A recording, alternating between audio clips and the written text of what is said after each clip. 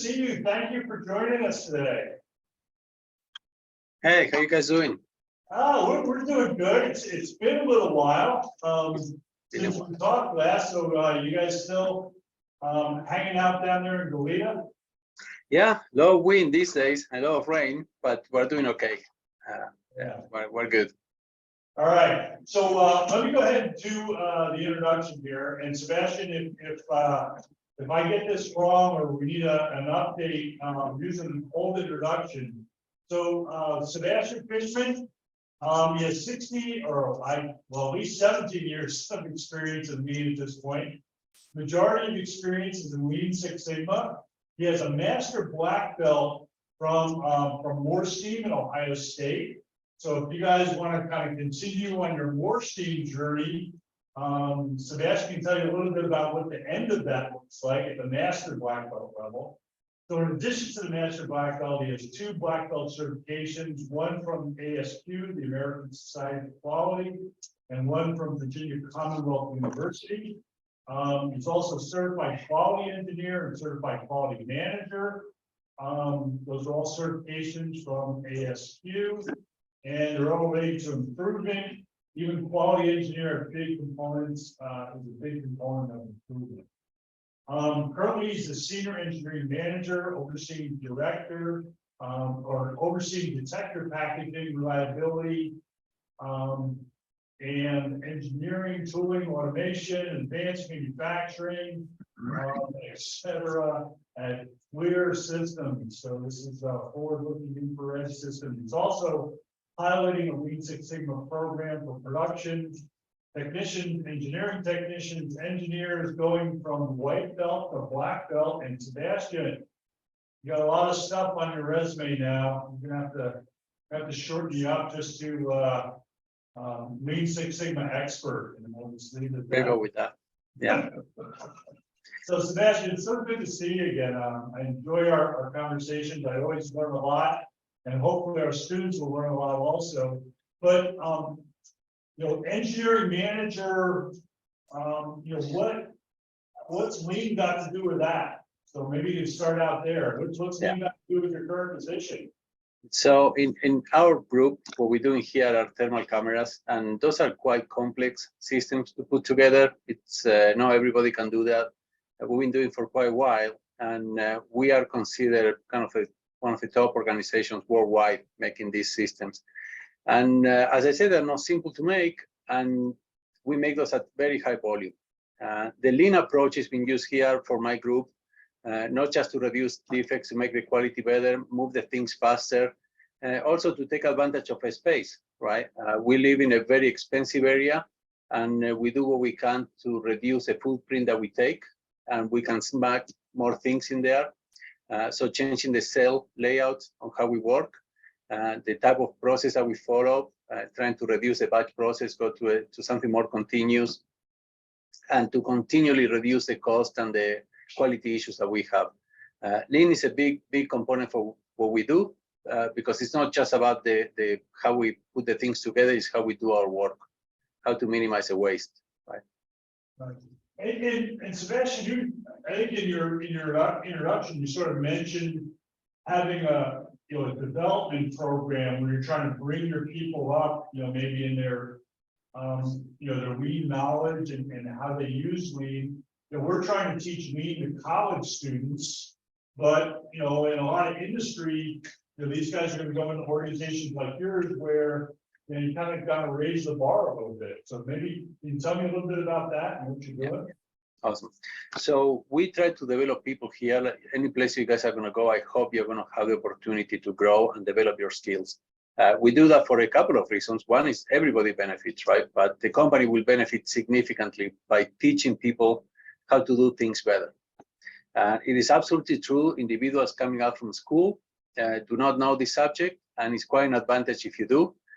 But the vast majority of the people that come to work for us do not know what to do with this approach. So if you're an operator, we teach you a very basic things. We teach you about 5S. I presume you guys went over that already. We teach you a little bit about the single piece flow and the layout improvements.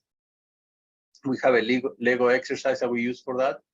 And some people that are kind of a bit above a production level individual, then they will do a yellow belt. So they take that to one more level up and they do an A3 improvement project and a 5S exercise to demonstrate what they do. And they have like 20 hours of training they need to do. Engineers are asked to do the green belt project, 2 green belt projects and a Six Sigma online class that we have. Plus they need to do another 20 to 30 hours of statistical analysis and learning for that. As you guys were talking a little bit ago, hypothesis testing. You're going to be a good engineer without knowing that, but you're going to be an excellent engineer if you understand your stats. So that's a big component of what I push forward. And we have a few people going through the learning process right now. We're very close to complete the first green belt, and the other ones are coming very close after. And the yellow belts are completed. We're just waiting to put everybody in there and get the next batch in. So far the feedback has been positive, and you know, it's a good thing to keep learning. So I strongly suggest that for those folks. Yeah, no, that's super. So Sebastian, you know, so I alluded to the fact that, you know, you've got a bunch of certifications. Looks like you're kind of a lifelong learner guy. You've got your master black belt. Can you tell us a little bit about what's your educational background / journey? How did you get to today? Yeah, so I have from high school an associate's degree in electronics. I have a bachelor's in chemical engineering, and I did a master's in applied physics for semiconductors. And I worked as an engineer in the semiconductor industry for many years. For those who learn a bit of history, they will know that the Six Sigma by itself kind of was born in the semiconductor industry. So that's how I started my exposure. And you know, I found it very appealing to me. It was a very clear-minded, very structured approach, very simple to follow. And you know, I continued my education that way. While I was working as an individual contributor or as a manager, I kind of leaned more and more into the quality world. So I have a few functions as a quality manager or you know, quality engineer. So I kind of went into the quality certifications. So certified quality engineer, certified quality manager, the certified black belt through SQ as well. And that is not enough, right? You keep educating yourself, you keep growing. I was doing problem solving for quite a while. And in the organization that I am right now, Lean Six Sigma it's a tool that we use, it's a process, it's a method that we kind of expand to everybody. But there is a different process that my bosses choose to follow, is the Kepner-Trigo methodology. And they're compatible. There's not one or the other. They work very well together. And I became certified to teach that particular methodology. It's quite intense training, by the way. Several weeks, many hours, very, very intense. But now I'm thinking about the next one, right? Need to find something else to study. Yeah. No, we're always trying to learn. Yeah. I want to encourage the students, if you got a question for Sebastian, go ahead and type it into the chat. I realize that we talked about this, Sebastian. Students might not understand exactly what products you guys make or where they're used or like. So maybe go there, but if students want to ask any more about those sorts of things, certainly welcome them to do that.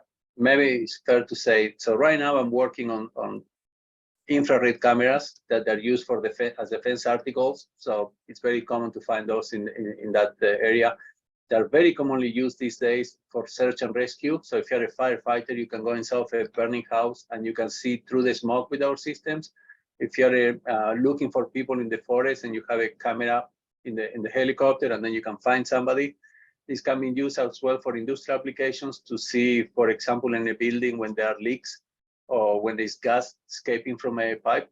It's very common to do that. So the use is quite expanding rapidly. Now drones are having our cameras. We have our own drone as well. So there are infrared cameras that are used for typically infrastructure to kind of check what's happening with that and to find people. Before that, I did the aerospace. Before that, I did medical devices. And before that, I did semiconductors. So if you guys want to ask something about that, I'm open for it. And all of those with Lean Six Sigma, by the way. Yeah, so I saw we had a question pop on. So just so you know, we've got actually, in addition to our class, we've got another professor, Enar Tum, is also sort of joining us. And Enar, his class had a question. Enar, can you speak the question to us, or is it in the chat, or can somebody help me out with this? Yeah. So the question is if I can share an example of a process improvement and the stages with tools I use, right? I do process improvement constantly, right? And I personally follow the DMake approach. You don't have to use all the tools that are going to be available to you, but I do start it that way. I need to understand what the issue is. So I have to define my problem or what I'm trying to achieve. I do a baseline of what's happening, and that could be very quickly, right? It could be a quick process map, it could be a quick conversation, it could be a deep dive into the actual process, how it's put together. And then I try to understand what the gap is between whatever is happening right now and what we're trying to achieve. And with that, you can go into different root cause analysis techniques. I often brainstorm a little bit with the Fishman. I don't really tell people that, but I do that. I often use the 5 why technique without telling them I'm doing the 5 why technique. And those tend to be quite effective for a simple project. When I'm starting to deal with more complex items, then we need to go into design of experiments. We just ran one recently for a heat exchanger of relative to a heat exchanger and how it's affected, how the performance is affected by the parameters that we change. Yeah. And then you move forward and try to find the one that works the best. So Sebastian, so I know in our particular class here, we talk about design of experiments at the black belt level, right? So these are key belts, and we never get specifically design of experiments. And you said you did one on a heat exchanger. Can you describe a little bit?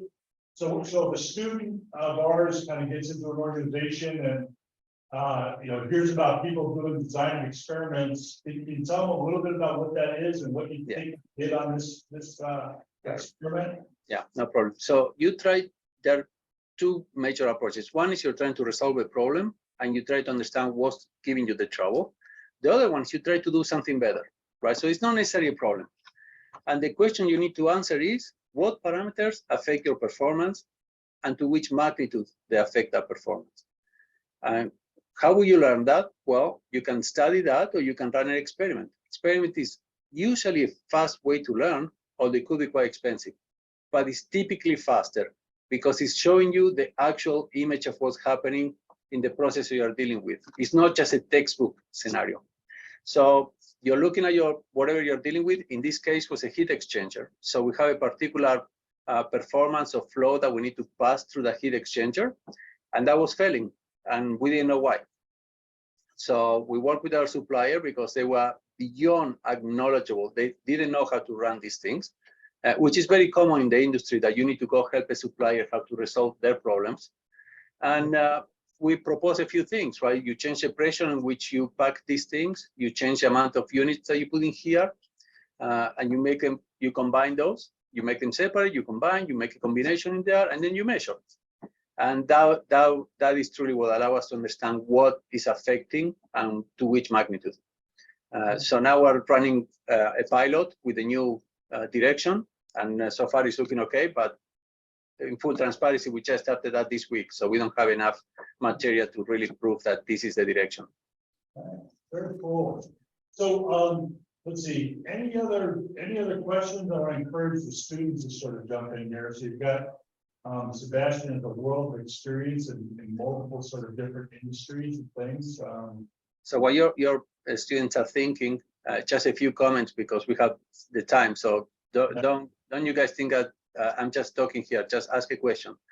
But some of the comments that you guys were mentioning a bit earlier, right?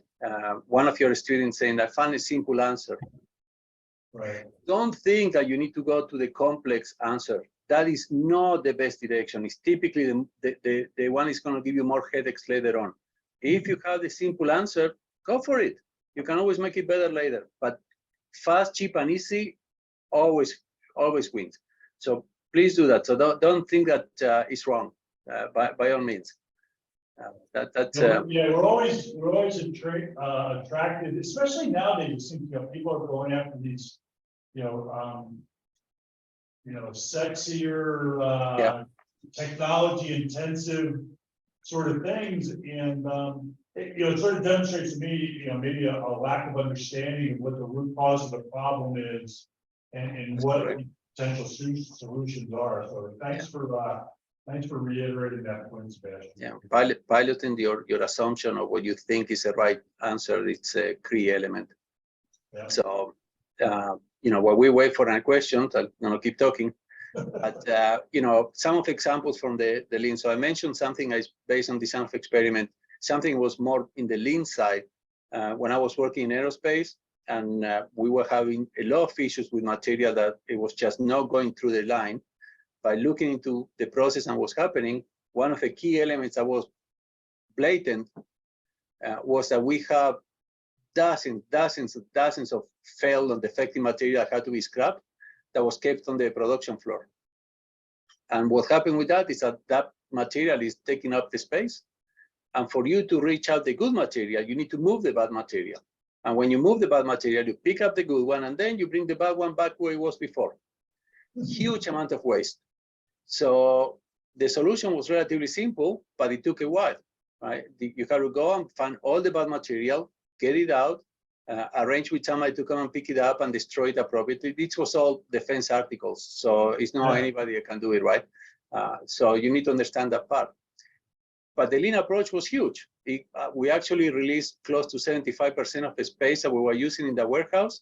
The cycle time or the lead time was reduced also by 50 to 60%. And we clean up everything by just simply throwing away the trash. Why that was trash, that's a different story. But that was before my time. I was truly more related to design changes than defective production area. That leads into the amount of material you have in inventory, right? And how much you scrap when you do a change, and you have millions of dollars in inventory that you need to deal with.